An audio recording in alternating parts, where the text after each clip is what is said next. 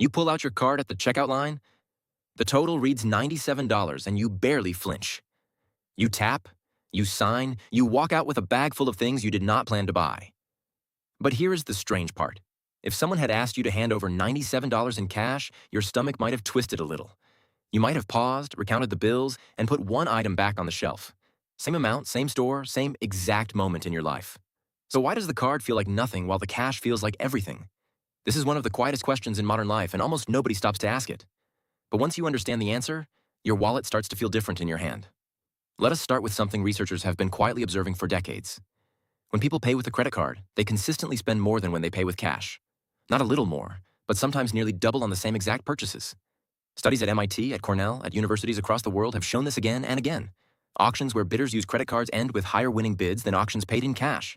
Restaurants see bigger tips when the bill is paid with plastic. Grocery carts get heavier when the card comes out at the register. This is not a story about weak willpower or bad habits. It is a story about how the human brain processes the simple act of letting go of money. Imagine your brain has a small alarm system inside it. A region called the insula lights up when you experience something unpleasant, like pain, disgust, or loss. When you hand over cash, that little alarm fires gently in the background.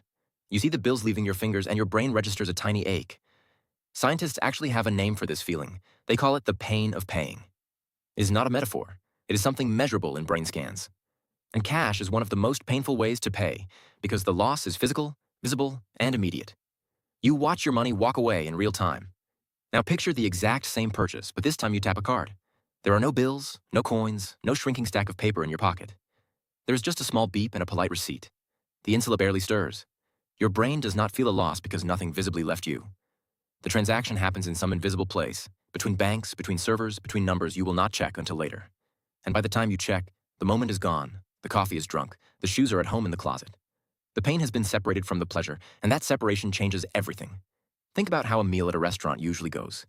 You eat slowly, you enjoy the conversation, you order another drink because the night is good. The bill comes at the end, after all the joy has already happened. If you had to pay for each bite as it arrived, you would eat very differently. Credit cards do something even more powerful than that. They push the payment not just to the end of the meal, but to weeks later. By the time the statement arrives, the burger is a memory, the laughter is a memory, the warm feeling of being out with friends is a memory. You are paying for ghosts, and ghosts are very easy to pay for. There is a second layer to this, and it is even more interesting than the first. Researchers have found that credit cards do not just numb the pain of spending, they actually make people want to spend more in the first place. In one famous study, participants were shown the same products and asked how much they would pay. Half the room saw subtle credit card logos in the corner of the page. The other half saw nothing. The group exposed to the credit card cues offered to pay significantly more for the exact same items. They had not even taken out a card yet. The mere suggestion of credit was enough to loosen their grip on money. It is as if the symbol itself whispers a quiet permission. Go ahead, it says. You can afford this. You can figure it out later. You can think of it like the lighting in a store. Bright fluorescent lights make people move quickly and buy practical things. Warm golden lights make people linger, touch fabrics, imagine themselves wearing the dress. The lights are not selling the product, but they are setting the mood that makes selling easier. Credit cards work like warm golden lighting for your brain. They put you in a softer, more generous, more imaginative state. A state where future you will handle everything, and present you can just enjoy. Now think about who designed all of this. Credit cards did not appear out of thin air, glowing with friendly intentions. They were designed, very carefully, by people who studied human behavior for a living. Every part of the experience has been polished to reduce friction. The card is light, smooth, and pleasant to hold. The tap takes less than a second. The receipt is optional, often digital, often forgotten. The statement arrives weeks later in a quiet envelope or a quiet email. The minimum payment is always small enough to feel manageable. Every design choice points in the same direction. Make spending easy, make paying invisible, make the gap between the two as wide as possible. And when the gap is wide enough, something strange happens inside the mind. The purchase stops feeling like an exchange and starts feeling like a gift to yourself. This is the heart of why credit cards change how much you spend. They quietly rewrite the emotional story of buying. Cash tells a story of trade. You had something, you gave it up, you got something else in return. The story has a clear ending and a small sting at the close. Credit tells a story of acquisition. You wanted something, you reached out, you received it. The cost is a footnote, a problem for a future version of you who feels very far away right now. And future you, as anyone who has ever set an alarm clock knows, is a stranger we treat very badly. We promise that stranger they will exercise, they will save, they will pay the bill. Then we hand them the receipt and walk away. There is another piece of this puzzle that often gets ignored. It is the way credit cards reward you for spending. Points, miles, cash back, Free flights, free hotel nights, free coffee. On the surface, these feel like gifts from the bank. A small thank you for being a good customer. But look closer at the design. You only earn rewards when you spend, and you earn more rewards when you spend more. The system is teaching you very gently that spending is a form of winning. It turns buying into a tiny game with tiny prizes. Your brain loves games, especially games with rewards that arrive quickly and predictably. So every swipe becomes a little hit of progress, a little dopamine drop, a feeling of getting ahead. The fact that you might be paying interest or buying things you would not have bought otherwise fades into the background. The points are bright and visible. The cost is dim and delayed. Imagine if your fridge gave you a star every time you opened it. Soon you would find reasons to open it more often. Not because you were hungry, but because the stars felt good. Credit card rewards work in much the same way. They are a clever loop that turns spending into a habit, and habits are very hard to break.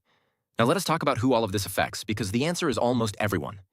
It is easy to imagine that only impulsive people fall into these patterns. That careful, thoughtful, financially literate people are immune. The research says otherwise. Even people who fully understand how credit cards work still spend more when they use them. Even economists, even bankers, even the very people who design these systems. The brain reacts to the absence of pain whether you have read the studies or not. Knowing about an optical illusion does not make the illusion disappear. You can stare at two lines that are the same length and still see one as longer. The pain of paying is a kind of optical illusion for your wallet. Understanding it helps, but it does not switch it off. What it does is give you a chance to design around it. This matters because the consequences pile up quietly over years. A few extra dollars at the grocery store. A meal upgraded from medium to large. A subscription you forgot to cancel. An online cart that grew while you were not paying attention. None of these feel like disasters in the moment. They feel like small choices, made calmly, with no obvious harm. But across a year, across a decade, across a lifetime, these small choices add up to something very real. They add up to savings that never quite get built. To debts that grow faster than incomes. To stress that hums in the background of ordinary days. To dreams that feel just slightly out of reach. Not because of one big bad decision, but because of 1,000 small ones that never felt like decisions at all. And here is the deeper sadness of it. Most of those purchases did not even bring lasting joy. A study after study has shown that beyond a certain point, more stuff does not make us happier. What makes us happier is time with people we love, experiences we remember, work that feels meaningful, rest that feels real. But credit cards are exceptionally good at funneling our attention toward stuff. They make buying frictionless and saving difficult. They tilt the playing field of everyday life ever so slightly toward consumption. And on a tilted field, even a careful walker drifts in one direction. So what do you do about all of this? The good news is that once you see the pattern, you can start to change your relationship with it. You do not have to cut up your cards or swear off plastic forever. For many people, credit cards offer real benefits like fraud protection, travel insurance, and the ability to handle emergencies. The goal is not to demonize the tool. The goal is to take back the wheel. One simple practice is to add back the pain on purpose. Before you tap your card, pause for a breath. Say the price out loud in your head, slowly. Picture the equivalent in cash and actual paper bills leaving your hand. Picture how many hours of your work that pile represents. This small ritual reintroduces friction where the system tried to remove it. It wakes up the insula, just a little, just enough. Another practice is to check your card balance often, not once a month. The longer the gap between spending and seeing the total, the easier it is to forget. A quick glance every few days reconnects the buying with the paying. It turns the invisible into something visible again. It is the financial version of stepping on the scale, gentle but honest. You can also try the 24-hour rule for anything that is not essential. And when you feel the urge to buy something online, put it in the cart and walk away. Come back the next day and ask yourself if you still want it. Often you will not. The card made it easy to want it, but time will tell you whether you actually do.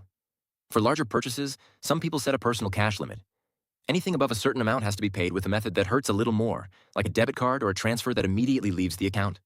This creates a small speed bump for big decisions. Not a wall, just a moment of attention. And in that moment, your real values get a chance to speak. There is also something powerful in naming what is happening inside you. The next time you feel the pull to buy something you did not plan to buy, try to notice the feeling itself. Is it excitement, boredom, loneliness, stress, the desire to feel in control? Buying soothes all of these for a moment, but it rarely solves them. When you can name what you actually need, you can often find a cheaper, deeper way to meet it. A walk, a call to a friend, a quiet evening with a book, a real meal at home. The card cannot give you any of these, even though it pretends it can. Step back for a moment and look at the bigger picture. We live in a time where almost every form of spending has been smoothed and softened. One-click checkouts, saved payment methods, buy now, pay later buttons, contactless taps everywhere. The friction that used to slow us down has been quietly engineered away. In many ways, this is convenient and even beautiful. You can buy a book at midnight and have it the next morning. You can send help to a family member across the world in seconds. But convenience without awareness is its own kind of trap. When everything is easy, the easy choice becomes the default choice. And the default choice is rarely the one we would make if we stop to think. Reclaiming a little friction is not old-fashioned. It is a quiet act of freedom. It is choosing to stay awake in a world designed to lull you into autopilot. It is deciding that your attention, your money, and your time belong to you, not to the systems that profit from your distraction. You do not have to do this perfectly. You will still tap your card and forget the pause. You will still come home with a bag you did not plan to fill. That is okay because the goal is not to never spend. The goal is to spend on what truly matters and notice when you drift away from it. Think about the last big purchase that genuinely made your life better. Maybe it was a trip you took with someone you love. Maybe it was a course that changed your career. Maybe it was a quiet evening with good food and people who really see you. Now think about the last few purchases that left no trace at all. The impulse buys, the upgraded shipping, the third streaming service you forgot you had. The difference between these two lists is not the amount of money, it is the amount of attention. When you bring attention back into your spending, your money starts to flow toward the first kind of moment and away from the second. Not by force, but by clarity. Credit cards are not the enemy. Inattention is the enemy. And credit cards just happen to be very good at encouraging it. The card is a mirror that reflects whatever habits you bring to it. If you walk through life half awake, it will quietly help you spend more than you meant to. If you walk through life with your eyes open, it can be a useful, even powerful tool. The difference is not in the plastic. The difference is in you. So the next time you stand at a checkout line, take that extra second. Feel the card in your hand and remember that it is not magic. It is a small piece of design that is gently asking you to forget. You do not have to accept the invitation. You can pay and still pay attention. You can enjoy the convenience and still feel the weight. You can live in this modern world of taps and beeps and still know exactly what your money is doing. Because in the end, spending is never really about the card. It is about what you are saying yes to and what you are quietly saying no to without realizing it. Every purchase is a small vote for the life you want. The card just makes it easier to vote without thinking. Your job is to think anyway. And once you do, you will notice something almost funny. The pain of paying, the one your brain was trying to avoid, was never really the enemy. It was a friend in disguise, gently reminding you that your time, your work, and your life are valuable. Let that little ache back in, just a little. It is not there to make you miserable. It is there to keep you honest with yourself. And in a world designed to keep you spending, staying honest with yourself might be the richest thing you ever do. Thanks for watching. Check my other videos on other interesting topics. See you